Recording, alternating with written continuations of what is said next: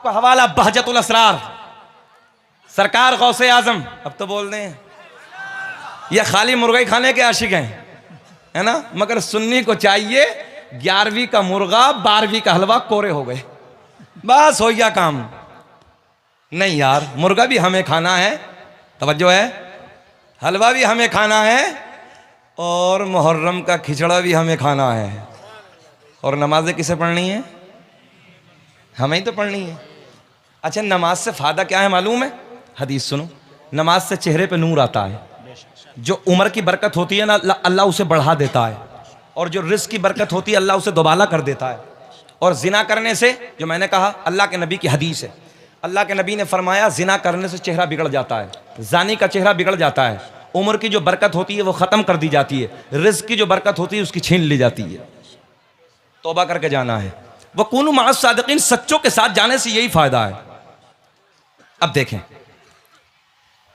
Baghdad का राजा सरकार गौसे आजम रज़ियल्लाहु तआला अन्हु की बारगाह में, मुकेश भैया थोड़ा सा और बना दो, हमारा मजार बन जाएगा, थोड़ा सा और बनाइए और बढ़ाइए आवाज। सरकार गौसे आजम, बस यहीं रोको, सरकार गौसे आजम की बारगाह में एक बहुत बड़े आलिम दीन मुलाकात के लिए हाजिर होते हैं।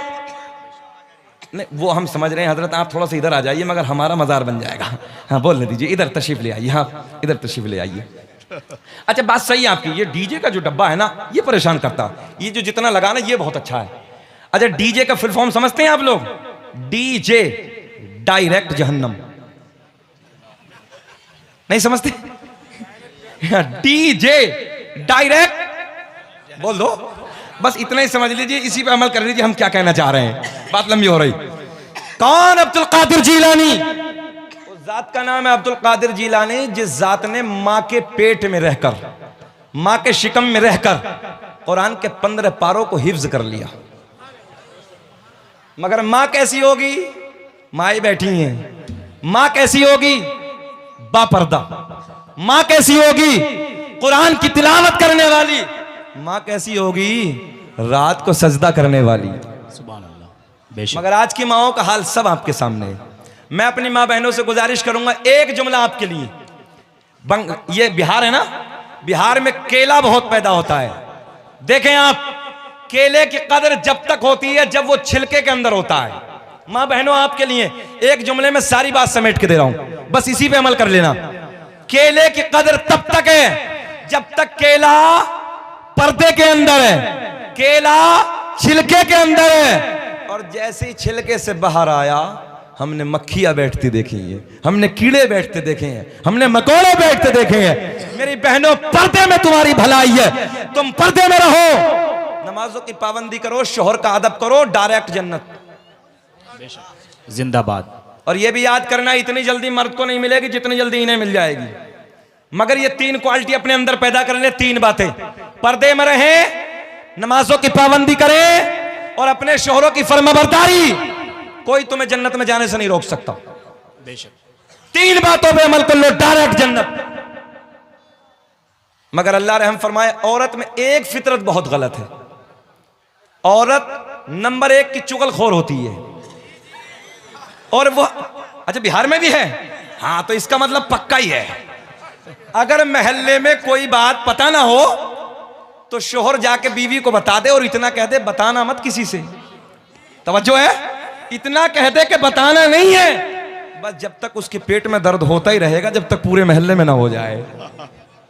औरत चुगलखोरी में नंबर 1, अगर ये चुगलखोरी कम कर दे, खत्म कर दे अपने दरमियान से, नमाजों की पाबंदी, शोहर का अदब, पर्दे में जन्नती। मैं अपनी नौजवान बेटियों से भी, बच्चियों से भी गुजारिश करूंगा कि बेटियां तुम पर्दे में रहो, तुम्हारी भलाई पर्दे में है। सुने सुने, अल्लाह के नबी ने फरमाया औरत मिसल खजाने के है, जिनके सरों पर दुपट्टे नहीं है वो सब दुपट्टे रख लें। अभी भी कुछ बेटियां ऐसी जिनके सरों पर दुपट्टे नहीं है। सुने, आका ने फरमाया बेटी के बारे में, औरत के बारे में, औरत ऐसे है जैसे मिसल खजाना, यानी सोना और चांदी या दौलत। और याद रखना मां बहनों, दौलत को, खजाने को चौराहे पे नहीं डाला जाता है, बल्कि छुपा के रखा जाता है। तिजोरी तो बिहार में हो जानते हैं ना, हाँ तिजोरी में अंदर रखा जाता है। अगर चौराहे पे खजाने, अच्छा एक बात सवाल करता हूं मैं आप लोगों से, बताएं अगर सोना 1 तोला 10 ग्राम अगर किसी चौराहे पे रख दिया, बोलो कि चोटे चुराएंगे छोड़ जाएंगे? बोलिए बोलिए, हाँ छोड़ेंगे कि ले जाएंगे? ले जाएंगे ना। अल्लाह के नबी ने फरमाया औरत मिसल खजाने के है। और ये औरतें बैठी हैं, तुम मर्द हो, तुम में बहुत सारे ऐसे जिनकी शादी हो गई, कल कयामत पे 3 लोगों को मुंह के बल घसीटते हुए जहन्नम में डाला जाएगा। कितने लोगों को? ऊंचा बोले कितने? अल्लाह ऐलान फरमाएगा कहां है वो बाप जिस बाप ने अपनी बेटी को नहीं समझाया। रब ऐलान फरमाएगा इस बाप ने अपनी बेटी की तरबियत नहीं की, बेपर्दा मार्केटों में घूमी, आवारा मार्केटों में घूमी। अल्लाह ऐलान फरमाएगा इस बाप को पकड़ लो और मुंह के बल घसीटते हुए जहन्नम में डाल दो। कौन गया? अबे ओ चुकंदर, बैठ, अपने ही मजे में। अच्छा बताओ, थोड़ा सा और बढ़ जाए, खत्म कर लें? हाथ उठा के बताइए जल्दी, कौन कौन नहीं सुनना चाहता? अच्छा, सारी दुनिया को नींद आ गई है आपके लिए, सारी दुनिया को नींद आ गई है, उनका दीवाना बेदार है कि सारी दुनिया को नींद आ गई है, उनका दीवाना बेदार है। आप ही फैसला कीजिए कौन जन्नत का हकदार है। वाह वाह वाह वाह वाह, नारे तकबीर, नारे रिसालत। जरा जवाब दे, नारे तकबीर, नारे रिसालत, मसलके आला हजरत, इस्लाहे मुआशरा कॉन्फ्रेंस। पहले कौन गया? बाप। कौन गया? कहां गया? डायरेक्ट कहां गया? चला गया। अब सुने, नंबर 2 भाई को पकड़ा जाएगा, जो बड़ा भाई है। यह हदीस सुनाने लगा हूं, सुन लो। अल्लाह के नबी ने फरमाया, अल्लाह ऐलान फरमाएगा कहां है वो भाई जिन्होंने अपनी जवान बहनों को नहीं समझाया, पर्दे में नहीं रही। अल्लाह ऐलान फरमाएगा पकड़ो इन भाइयों को और मुंह के बल घसीटते हुए जहन्नम में डाल दो। कौन गया? भाई गया। अब सुने, अब बचा शोहर। रब ऐलान फरमाएगा वो शोहर कहां है जिन्होंने अपनी बीवियों पे कंट्रोल नहीं किया। क्यों? कुरान ऐलान फरमाता अर्रिजालु क़व्वामून अलन निसा, हमने मर्दों को औरतों के ऊपर हाकिम बना के भेजा है, इस हाकिम ने अपना काम क्यों नहीं किया? अल्लाह ऐलान फरमाएगा पकड़ो इन शोहरों को और मुंह के बल घसीटते हुए जहन्नम में डाल दो। बचा कौन?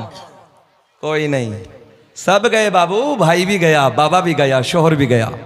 अब ये आपका काम है। बहुत तेजी से सरकार गौसे आजम की जिंदगी की तरफ, जिस जात ने 15 सिपारे कुरान के हिफ्ज फरमाए, उस जात का नाम है अब्दुल कादिर जीलानी। जिस जात ने पूरी रात में एक कुरान की तिलावत मुकम्मल की है, उस जात का नाम है अब्दुल कादिर जीलानी। कौन अब्दुल कादिर जीलानी? जो 40 साल तक इशा के वजू से फजर की नमाज अदा करे, उस जात का नाम है अब्दुल कादिर जीलानी। और हम और आप फजर से फजर नहीं, जोहर से जोहर नहीं, असर से असर नहीं, मगरिब से मगरिब नहीं पढ़ने को तैयार नहीं। बोलो गलत कह रहे हैं हम? अब सुन ले बहजतुल असरार का हवाला। एक बड़े आलिम दीन मुलाकात के लिए आए। कहां आए? इधर देखे, बगदाद में। कहां आए? बगदाद में। किससे मुलाकात के लिए? बड़े पीर साहब से। किससे? बड़े पीर से। अब देखें आप टेक्निकल जुमले, इधर देखें आप, मेरी तरफ देखें। 100 किलोमीटर का सफर किया। कितना? 100 किलोमीटर। ए भैया हरी टोपी, हाथ जोड़ रहे हैं आपके, इधर देख लें बाबू। फ्रंट अच्छा होना चाहिए, इसलिए फ्रंट पे बुजुर्गों को बैठाना चाहिए। इन जवानों को तो अपनी आदत से फुर्सत नहीं है ना, अजीब रंग है। बैठो ना बेटा, हम भी जवान हैं, आप लोग भी जवान हैं। जरा इधर देखें, कितने किलोमीटर का सफर किया है? 100 किलोमीटर का। कितना? 100 किलोमीटर का सफर। आए बगदाद में, पूछा कहां है अब्दुल कादिर जीलानी? बताने वालों ने बताया बगदाद की जामा मस्जिद में मुलाकात हो जाएगी। अच्छा, कोई मोटरसाइकिल का जमाना नहीं है, बसें नहीं है, ट्रेन नहीं है, प्लेन नहीं, कुछ नहीं, पैदल सफर करके बगदाद में आए। कहां मिलेंगे हजरत? बोले बगदाद की जामा मस्जिद में। जैसे ही बगदाद की जामा मस्जिद में पहुंचे तो सरकार गौसे आजम वजू खाने पे बैठे हैं। कहां बैठे हैं? वजू खाने पे। वजू की तैयारी, मौलाना पीछे से आए। सरकार गौसे आजम को मुंह आगे की तरफ, तवज्जो है, मुंह आगे की तरफ, मौलाना पीछे की तरफ। ठहर गए। क्या दिल में सोचा? हजरत वजू से फारिग होंगे, मुलाकात करूंगा। मगर सरकार गौसे आजम ऐसे देख रहे हैं जैसे राई का दाना हथेली पे रखा है। ईमानदारी से बताओ कि मौलाना को नहीं देख रहे हैं जो पीछे खड़े हैं? सरकार गौसे आजम पीछे वाले को नहीं देख रहे हैं? जब ऐसे पूरी दुनिया को देख रहे हैं तो इन्हें भी देख रहे हैं। सरकार गौसे आजम ने वहीं से इम्तिहान शुरू कर दिया। उलमा की तवज्जो, वहीं से इम्तिहान शुरू कर दिया, वहीं से इम्तिहान शुरू। अब देखें आप, सरकार गौसे आजम ने हाथ धोए। हाथ धोने के बाद क्या होता है भाई वुजू में? बताएंगे? बोल दो। हाथ धोने के बाद वुजू में क्या होता है? ऊंचा बोलो, डरो मत, पक्का है ना? आप लोग बोले क्या होता है?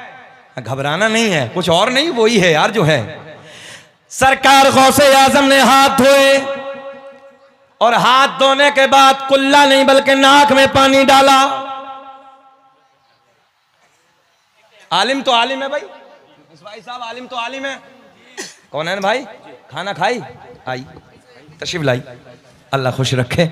ये बेचारे भूखे थे, ऐसे नाजिम का इंतखाब किया जो भूखा माशाअल्लाह निजामत कर रहे हैं और इतनी देर से मेहनत कर रहे थे। हमने कहा चले जाओ जल्दी, अब ये 2-4 नारे लगाएंगे, सुरूर आएगा। जरा बोले सुभान अल्लाह। मिस भाई साहब, अब आलिमों की बात चली है। उलमा तवज्जो, बड़ा आलिम आने वाला को छोटा नहीं है, बड़ा आलिम मुलाकात के लिए बगदाद में, बगदाद के राजा से, सरकार गौसे आजम से मुलाकात के लिए आते हैं। कहां मिलेंगे? मस्जिद में। सरकार गौसे आजम वुजू फरमा रहे हैं, मौलाना पीछे खड़े हैं। हाथ धोने के बाद क्या होता है? जल्दी बोले। कुल्ला। मगर गौसे आजम ने कुल्ला नहीं फरमाया बल्कि हाथ धोने के बाद नाक में पानी डाला।